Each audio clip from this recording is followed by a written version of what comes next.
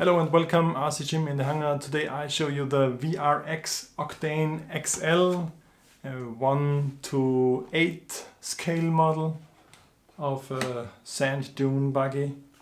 It has all-wheel drive, it has huge wheels, brushless motor, 2 cells, 3300 milliamp, 15 minutes or so of good driving, enough dampening, and it got the potential to have a nice FPV cam installed instead of this guy's helmet. The helmet actually is screwed on. So yeah, let's just take a closer look at this thing and then take it for a spin outside. So this driver is really eager to rip it. I like the color scheme, and you see the color scheme is matching my RCSchim mat. I also love the spare tire in the back and the roll cage. The roll cage is hopefully sturdy enough to protect my FPV gear in the future. So the whole point of getting this is to have an FPV enabled basher. It's just attached to it for those clamps. Even one-handed you can dismount it rather nice. And then the top section just pops off. It's quite large brushless motor in here. And there's something you will see later in the video. Because of its power, it has a torque momentum, so if you apply full throttle, the car does something like this. It moves one leg up.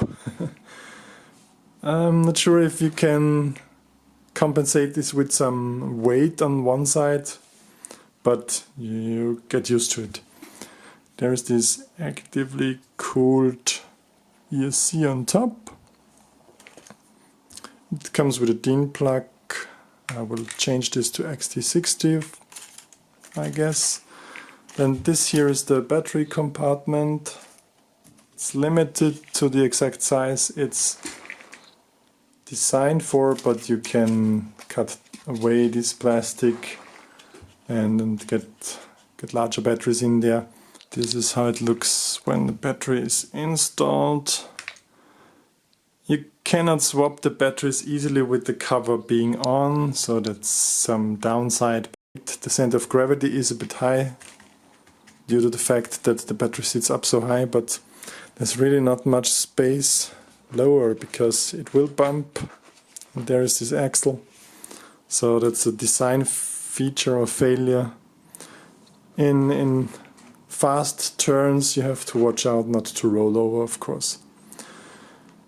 There are a lot of holes to mount your shocks, also here on the bottom, so you can change the geometrics of the shocks very nice. You can also change the stiffness of the springs by this screw here. This is the rear differential. I mean, most of these things here look a bit plasticky, except for this steel. I think it's steel, it's colder. But I hope not too much force has to be taken from these links here. Not too sure about the durability of such a thing. I mean, the steering of steel, but with some plastic rods here. Then here we have the box for the receiver. The transmitter is this pistol grip style. Yeah, that's one issue I had. Some sort of a dead-on arrival. The transmitter antenna mount broke. So I will have to hot glue this on.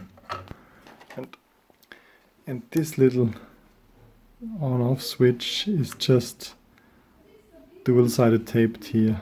I will hot glue the on-off switch here as well. Don't know if this is a good idea, but I glued it in the other way. It was sticking out here. And now I can just grab underneath the car and turn it on. Whereas if you have the canopy on, reaching there always kind of cuts your finger. So just a little tip, glue it in the other way.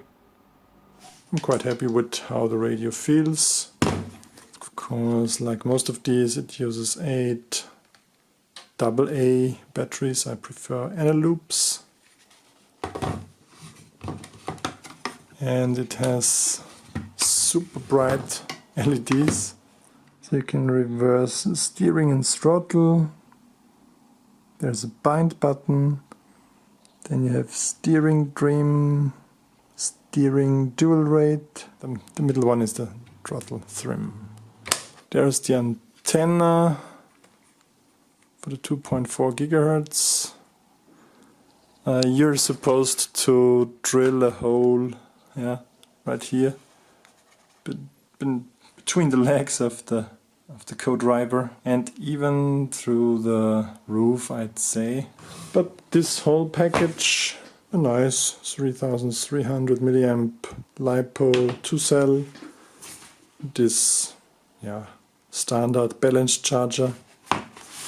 The radio and the car comes for around $200, which I think is an okay price. It's not overpriced. The steering servo E3003. Oh, it looks decent to me. Cardon tube.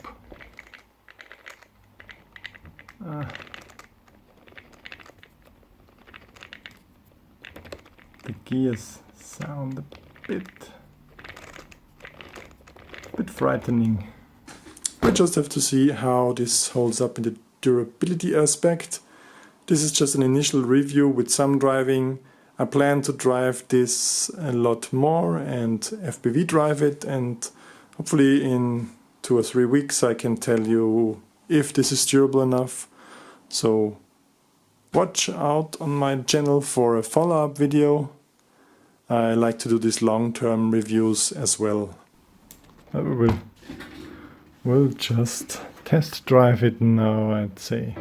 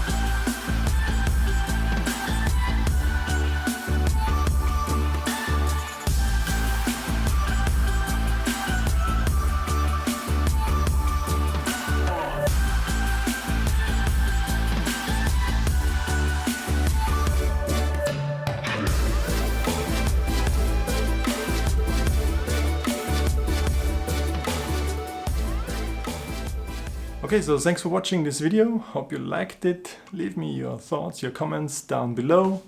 Also, there is a lot of information in the description box as always, and the link to get it.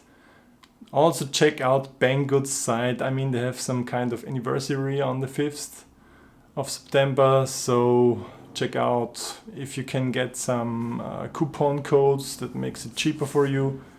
Thanks as always for watching. Subscribe, use the bell icon, and until the next time, bye.